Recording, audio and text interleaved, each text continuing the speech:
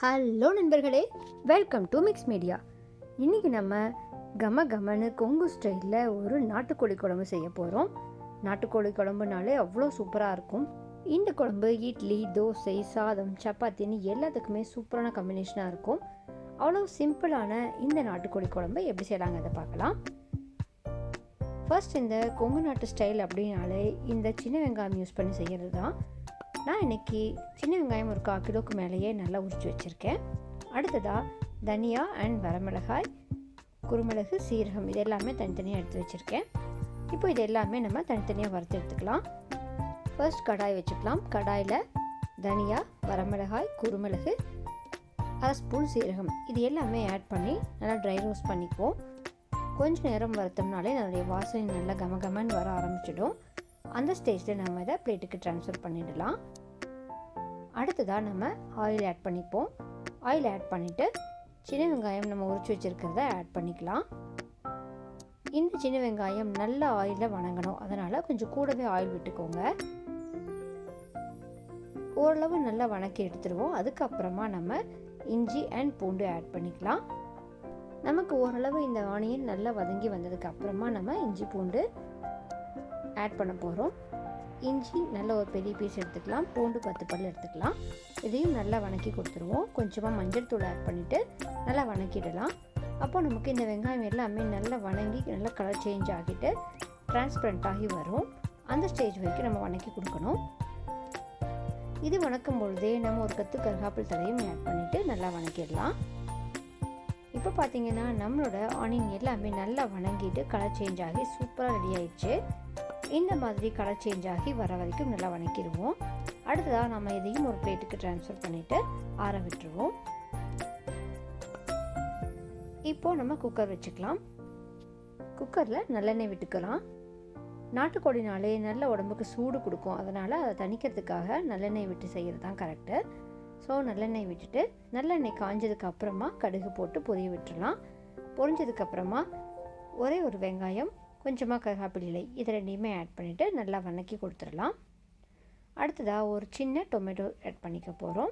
சின்னதாக கட் பண்ணி ஆட் பண்ணிக்கலாம். ரொம்ப பெரிய டொமேட்டோஸ் வேண்டாம். ஒரு சின்ன டொமேட்டோவே நம்மளுடைய இந்த குழம்புக்கு சரியான காம்பினேஷனாக இருக்கும். அடுத்ததாக நம்ம கழுவி ரெடியாக வச்சுருக்கிற இந்த நாட்டுக்கோழியை ஆட் பண்ணிக்க போகிறோம். இந்த நாட்டுக்கோழி கழுவும் பொழுதே நல்லா மஞ்சள் தூள் போட்டுட்டு கழுவி கொடுப்பாங்க. நம்ம நாட்டுக்கோழி கழுவும் பொழுது கொஞ்சம் உப்பு, மஞ்சள் தூள் எல்லாமே ஆட் பண்ணிவிட்டு நல்லா வாஷ் பண்ணி எடுத்துட்டோம் அப்படின்னா நல்லா க்ளீனாக இருக்கும். இப்போ நம்ம குழம்புக்கு தேவையான நாட்டுக்கோழியை ஆட் பண்ணியாச்சு. நல்லா மிக்ஸ் பண்ணி கொடுத்துடலாம். ஸ்டார்டிங்கில் வந்து நமக்கு குக்கரில் ஒட்டுற மாதிரி இருக்கும். கொஞ்சம் நம்ம கலக்க அதை விட்டுடும். இந்த நாட்டுக்கோழி நல்லா கலர் சேஞ்ச் ஆகணும். வணக்கி கொடுக்கும் பொழுதே நமக்கு நல்ல கலரில் சேஞ்ச் ஆகிட்டு வாசனை வர ஆரம்பிக்கும். அந்த ஸ்டேஜில் நம்ம ஆல்ரெடி வணக்கி வச்சிருந்த எல்லா ஐட்டத்தையுமே ஒன்றா போட்டு அரைச்சி எடுத்துகிட்டு வந்துடலாம். இப்போ ஓரளவுக்கு நல்லா கலர் சேஞ்ச் ஆகிட்டு வந்துட்டுருக்கு. இன்னும் கொஞ்சம் நேரம் வணங்கணும். அப்போ தான் நமக்கு அந்த ரா ஃப்ளேவர் எல்லாமே போகும். அதனால் இன்னும் கொஞ்சம் நேரம் வணக்கி கொடுத்துருவோம். வேணுன்னா நம்ம கொஞ்சம் லிட் போட்டு க்ளோஸ் பண்ணி கூட நல்லா வணக்கி வச்சிடலாம். கொஞ்சம் நேரம் அது சூட்லேயே நல்லா வணங்கி வந்துச்சு அப்படின்னா நமக்கு அந்த ரா ஃப்ளேவர் எல்லாமே போகிடும். அடுத்ததாக நம்ம ஆல்ரெடி ரெடியாக வணக்கி அரைச்சி வச்சுருக்கிற இந்த மசாலாவை இங்கே ஆட் பண்ணிக்க போகிறோம். ஆட் பண்ணிட்டு நல்லா மிக்ஸ் பண்ணி கொடுத்துடலாம்.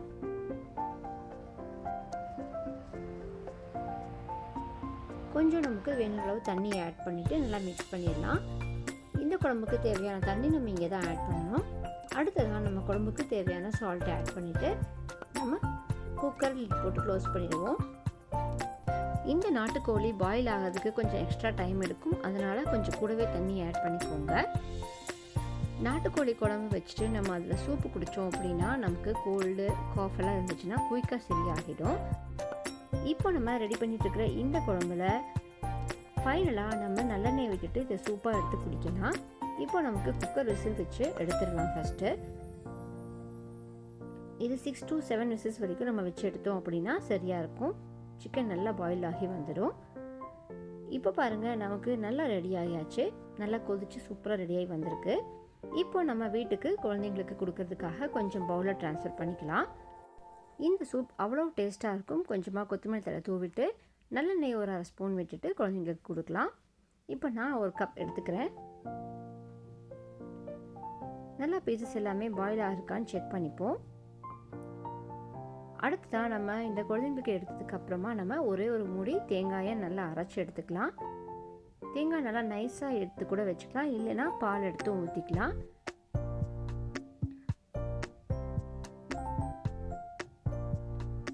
நான் நல்லா அரை மூடி தேங்காய் எடுத்துட்டு நல்லா நைஸாக அரைச்சி ரெடியாக வச்சுருக்கேன். இப்போது இதை சூப்புக்காக நம்ம எடுத்ததுக்கு அடுத்ததாக நம்ம இதை இந்த குழம்புக்குள்ளே ஊற்றிடுவோம். இப்போ பார்த்தீங்கன்னா நமக்கு சிக்கன் நல்லா பாயில் ஆகணுங்கிறனால இன்னும் கொஞ்சம் கூட வச்சு எடுத்திருக்கேன். இப்போ நமக்கு நல்லா பாயில் ஆகிடுச்சு, நல்லா சுண்டியும் வந்துடுச்சு. இந்த ஸ்டேஜில் நம்ம ரெடியாக எடுத்து அரைச்சி வச்சுருக்கிற இந்த தேங்காய் பால் ஊற்றிக்க போகிறோம்.